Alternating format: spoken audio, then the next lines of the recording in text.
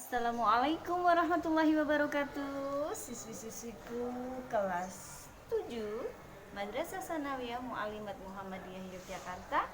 Ketemu lagi di channel YouTube-nya Ustazah. Oke, anak-anakku sekalian yang semoga selalu sehat dan semangat dimanapun kalian berada dan seperti apapun kondisinya. Kali ini kita sudah memasuki materi yang ketiga.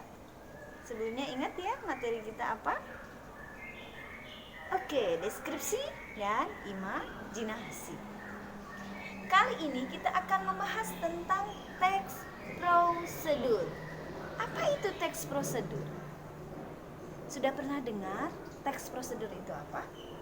Oke, akan Ustazah jelaskan pengertiannya apa, kemudian strukturnya seperti apa. Oke? Anak-anakku sekalian dimanapun kalian berada, pertama yang akan kita pelajari yaitu pengertian.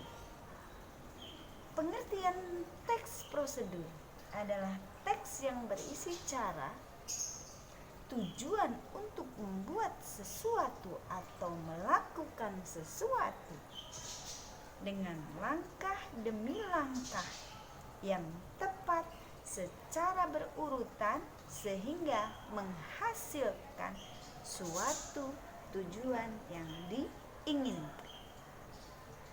Ustazah ulang, apa itu teks prosedur? Teks prosedur adalah teks yang berisi cara, tujuan untuk melakukan atau membuat sesuatu hal dengan langkah demi langkah yang tepat secara berurutan sehingga menghasilkan tujuan yang diinginkan.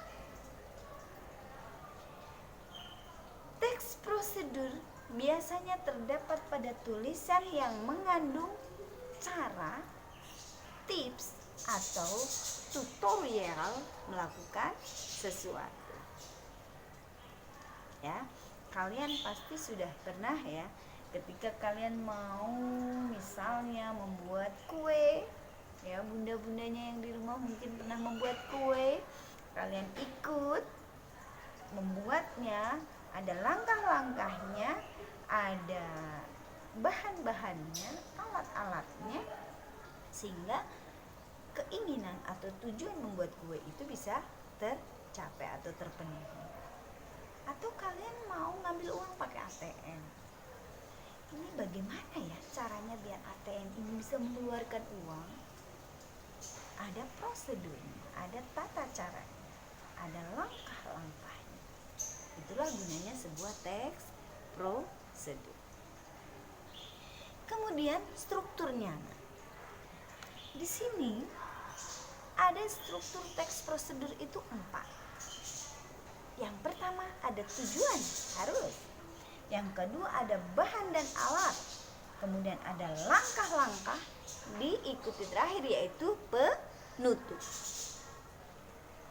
Tujuan pada teks prosedur itu sebagai pengantar umum, sebagai penanda apa yang akan atau dilakukan dan motivasinya dalam melakukannya.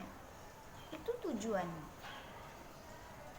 Ya, jadi ada sebagai pengantar. Ini membuat apa? Cara membuat kue yang manis dan lezat serta crispy misalnya. Itu tujuannya, pengantar. Kemudian yang kedua yaitu bahan dan alat, berisi mengenai rincian bahan dan alat yang digunakan dengan ukuran yang tepat dan akurat. Bahan dan alatnya harus tepat agar tujuan itu tercapai. Ya, itu yang kedua. Yang ketiga, langkah-langkah, berisi langkah melakukan sesuatu secara step by step atau tahap demi tahap. Jadi harus ada langkahnya, jangan semuanya dicampur bu, masukkan. Itu belum tentu nanti tujuannya bisa tercapai, tapi ada langkah-langkahnya sehingga menghasilkan apa tadi? Roti yang crispy, manis, lezat dan lain sebagainya. Kemudian yang terakhir yaitu penutup. Apa sih gunanya penutup? Ini untuk memberikan penekanan pada keuntungan atau ada ucapan perintah untuk melakukan sesuatu biar kalian diikuti. Ya, ada penekanan di situ, berisi penekanan. Silakan dicoba. Jika tidak ingin ketinggalan, maka cobalah tips di atas. Itu sebagai penutup. Oke, sampai di sini paham? Kita sudah pengertian, lalu sudah ada strukturnya. Sekarang yang ketiga, yaitu ciri-cirinya.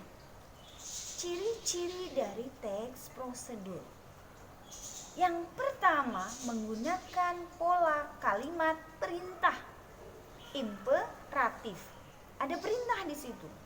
Campurlah, tolong, matikan, kemudian ada misalnya aduk hingga kental, aduklah sampai kental, campurlah. Itu adalah kalimat-kalimat perintah. Kemudian ada menggunakan kata kerja aktif.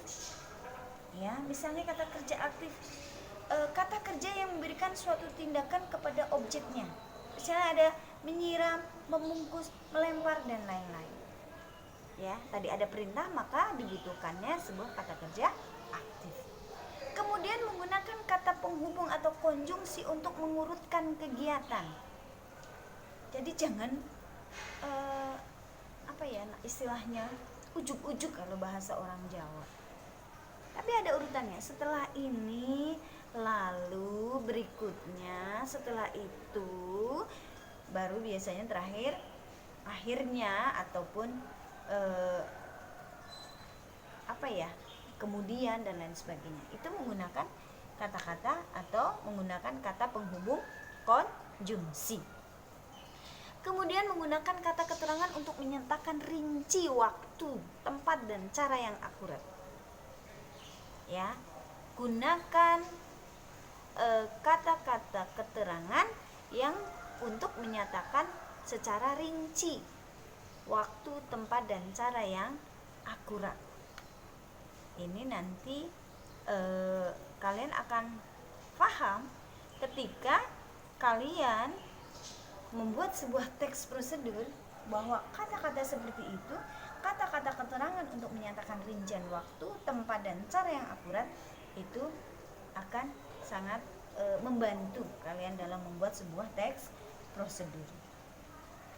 Kemudian yang terakhir yaitu ada macam-macam teks prosedur. Ada teks prosedur sederhana, ada teks prosedur kompleks, ada teks prosedur protokol.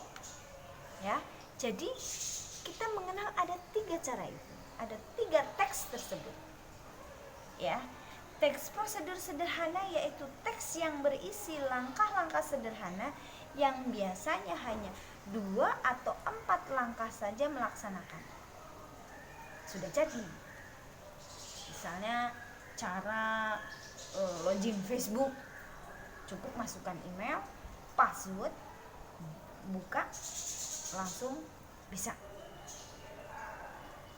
Ya, jadi sederhana. Atau cara masak air, masukkan ke ceret airnya, tumpahkan dalam kompor, nyalakan, nunggu didih. Ini sederhana. Ya. Kemudian ada yang teks prosedur kompleks. Teks prosedur kompleks itu yang teks yang berisi banyak langkah. Banyak langkah-langkah yang harus dilakukan. Misalnya kalian mau membuat rendang daging misalnya, atau makanan, ya, kita makanan, karena ini usianya jam 10:30, jadi sudah mulai lapar. Membuat rendang daging, atau besok bentar lagi Idul Adha, cara membuat sate yang empuk, atau cara membuat kalian suka di rumah membuat bunga-bunga dari bahan plastik kresek, atau membuat vas bunga dari bahan bekas. Ada banyak langkah, ada banyak cara, ada banyak step by stepnya yang harus kalian lalui. Itu masuk dalam sebuah teks prosedur kompleks. Yang ketiga itu adalah teks prosedur protokol. Teks prosedur protokol adalah teks yang pada setiap langkahnya bisa diubah, tidak harus runut ya, walaupun berubah tetapi hasil akhirnya tetap sama. Misalnya jika kalian pengen masak mie instan, kita bisa memasukkan mie instannya sama bumbu-bumbunya, atau bisa kita masukkan mie-nya dulu lalu bumbunya di piring. Jadi tidak harus urut, tapi tujuannya nanti, hasilnya nanti sama. Itu adalah teks prosedur protokol. Biasanya ketika di dalam kemasan apa itu sudah ada, itu namanya protokol. Dan kalian boleh urut atau boleh enggak, nggak apa-apa, asal nanti tujuan akhirnya sama atau hasilnya itu sama. Kemudian kalau tadi kalian sudah ada 4 hal, ini sekarang kita ke kaidah kebahasaan. Ada kalimat imperatifnya, kalimat perintah, ada kalimat deklaratifnya yang berisi pernyataan, kemudian ada interrogatifnya, ada kalimat pertanyaan, dan ada juga kalimat konjungsi temporal ya. Ini yang menyatakan tadi kata penghubung tadi secara kronologis, misalnya sesudah itu, kemudian itu, dan lain sebagainya. Dan ada verba material dan tingkah laku. Verba material adalah perbuatan yang mengacu pada tindakan. Contohnya seperti potonglah ubi itu, masukkan air ke dalam wadah, dan lain sebagainya. Kemudian ada kaidah kebahasaannya juga partisipan manusia. Partisipan manusia adalah mempartisipasikan atau mengikutsertakan manusia dalam tulisan tersebut untuk membantu langkah-langkahnya. Yang terakhir adalah adanya bilangan penanda. Bilangan penanda ini adalah bilangan yang menggantikan langkah-langkah pada tulisan. Jadi harus ada 1, 2, 3, 4, 5. Itu ya. Oke anak-anakku sekalian, apa yang Ustazah sampaikan di sini ada dalam materinya Ustazah. Kalian bisa kunjungi rumah belajar. Di situ yang Ustazah sampaikan ada di situ semuanya. Jadi kalau kalian masih kurang jelas, masih kurang paham dengan penjelasannya Ustazah, kalian bisa pelajari di materi teksnya Ustazah. Itu anak-anakku yang sangat Ustazah rindukan, walaupun kita belum pernah bertemu. Tapi Ustazah yakin kalian sudah tidak sabar untuk bersekolah, seperti halnya Ustazah juga sudah tidak sabar bertemu dengan kalian. Anak-anak yang manis-manis, anak-anak yang cantik-cantik pastinya dari penjuru Indonesia. Ya, kita berdoa semoga pandemi ini segera berakhir. Kita mohon kepada Allah Subhanahu wa taala agar segera kita dipertemukan dalam keadaan yang bahagia, dalam keadaan yang sehat, nyaman, dan juga membahagiakan semuanya. Kita berdoa pada Allah semoga kondisi ini segera berakhir, karena Ustazah sudah rindu dengan hiruk pikuknya kalian berada di Madrasah Mu'alimat, dan kalian juga sudah kepo, aduh gimana ya di Mu'alimat itu seperti apa ya. Kita nanti akan ketemu.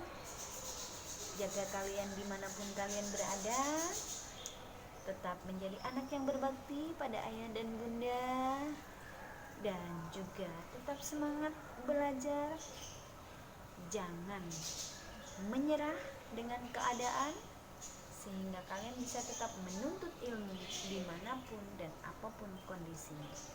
Salam sayang dan rindu dari Ustadzah Endang Winarsi, guru Bahasa Indonesia kelas 7 DEF, yang semoga bisa kita segera bertemu dalam nuansa yang berbeda.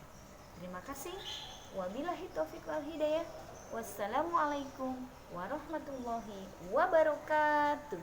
Bye.